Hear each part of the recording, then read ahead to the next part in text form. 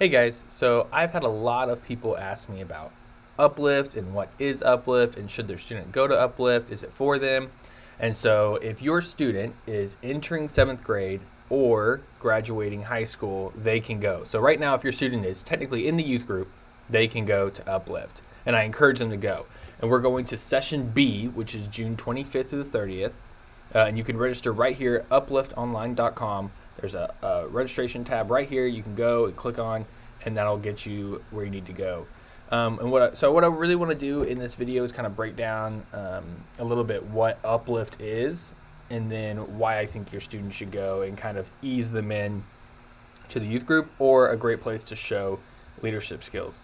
The first thing I think you need to know is it's in Searcy, Arkansas, hosted at Harding University, and they say it's a 6-day camp. It's really like 4 days and a half.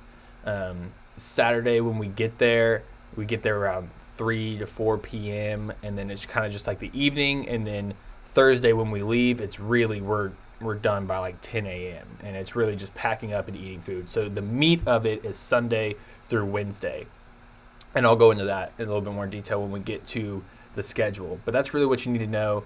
There's really 4 main days of the camp, and so that's what you really need to know. As far as rules and dress code, I would look over this with your student. This is in the About tab on the website, and so it's all right here. I'll say with dress code, they are pretty strict about it. However, it's up to me and Christina and our interns to kind of enforce that for our students. And so if your student gets approached by a counselor or another minister, they'll really just redirect them to us, and we'll kind of make the call of what needs to happen as far as dress code. I know for girls, it's super difficult to find fingertip length shorts. So if you can get as close as you can and they're just not, skin tight or whatever it is, then that'll be great. And guys, it's really the biggest problem with guys is just wearing shirts that have sleeves. So no muscle shirts, if you know what I mean. A really cool thing, they add a packing list. I'll add a way more detailed packing list of things that you might need, just from going years and years and years. They have a cell phone policy. They encourage you to leave it in the room. I just know that our students are not going to do that. So if you're a parent and you're like, I want my kid to have their phone with them at all times, they can. It's totally fine. It's not going to get taken away from them or anything, unless they're probably being super distracting with it. But as long as they can keep it on their body if they need, or they can leave it in the room. The door's locked, so it's up to them. Okay, so what I really want to do is break down kind of what a typical day looks like at Uplift, and kind of ease your mind about any questions you may have. And so, like I said, Saturday is really chill because we won't even get there till close to dinner anyways. And so I'll check us in, and then we'll go and drop off our stuff at the dorms and kind of get your dorm room set up. So dorm rooms are set up by me, so I choose roommates. And so usually how it works is you're a roommate, and they share a suite, so they'll share a bathroom. Typically is how it works. And so I choose that, and they stay within our youth group. So your student won't be rooming with just some random. I will choose who your student rooms with, and who their suite mates are. All that stuff, that's controlled by me. So you don't have to worry about any of that. There's always a counselor in the hallway. We will also this year, for the girls, have Christina and Nicole staying with the girls, and then for the guys, me and Clayton, we're in the dorms with them. So if anything goes wrong or if they need to talk or anything, we'll be right there in the hall with them. So it's not like we're leaving them to their own devices. So after we get all that dropped off, we'll go back to dinner. Dinner is covered. You don't have to send extra money for food. It's all included in the camp. However, we do have a wristband, and what they tell you is once you go in for dinner, you can't go out and then go back in. So your student just needs to realize it's not just come and go, because every time somebody walks in the door, Uplift gets charged for that person. So they just need to make sure they stay in the cafeteria when they go in. We'll do drama, worship, welcome, all that stuff, kind of like typical camp, the rules, all that stuff. You'll go to dorm meetings and have the dorm rules with the dorm moms and stuff like that. We'll come back, have entertainment, and then we'll have hall meetings. And so a pretty typical day of camp, just kind of introing you in, getting the rules, everybody squared away. Sunday through, like I said, Sunday through Wednesday are just a copy and paste of each other. It's the same thing every single day. So if you're a student and you know your student and you know that they need structure, Uplift is for them. It is 100% structured. Every single day will almost look exactly the same. So you wake up, go to breakfast. You don't have to go to breakfast. I know some of our kids are like, I don't eat breakfast. They just want to sleep in. That's great. They can sleep in until about 8:30, and then they kick everybody out of the dorm. So if your student is not I'm a 7:30 person to eat breakfast, they can sleep in. They won't make them wake up, but I will make them wake up by at least 8:30 by pounding on the door for the guys, and the same thing for Christina. They'll pound on the girls' doors to kick everybody out. Then we will go to morning uplift at the Benson, and then they break them up into groups for classes. So color groups are usually 7th and 8th grade, and then 9th and 10th grade, and then 11th, 12th, and grad. And so all three of those groups will be separated. And then within that, you'll also be given a number. So you'll be like blue 1 or blue 2. And the ones will stay together all week, and they'll just rotate through classes.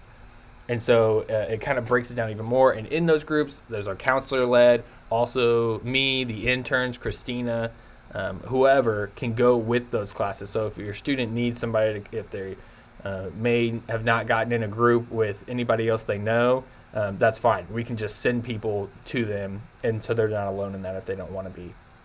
So we can totally have that covered as well. They can always have a person if they need a person.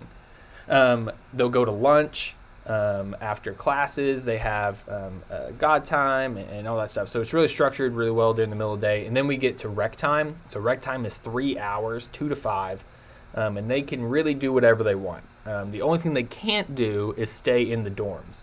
So they get kicked out of the dorms, but after that, they can go into the rec center and play volleyball, basketball, racquetball.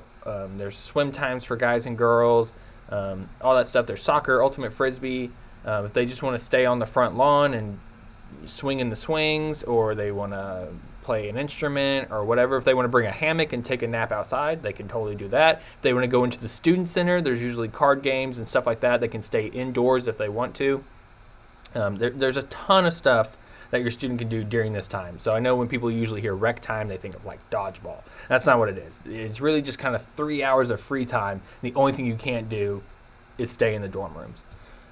So once that's over, about 4:30, they'll open the dorms again. And so your student will have a chance to go and to change and to shower and to all that stuff if they need to do that before dinner.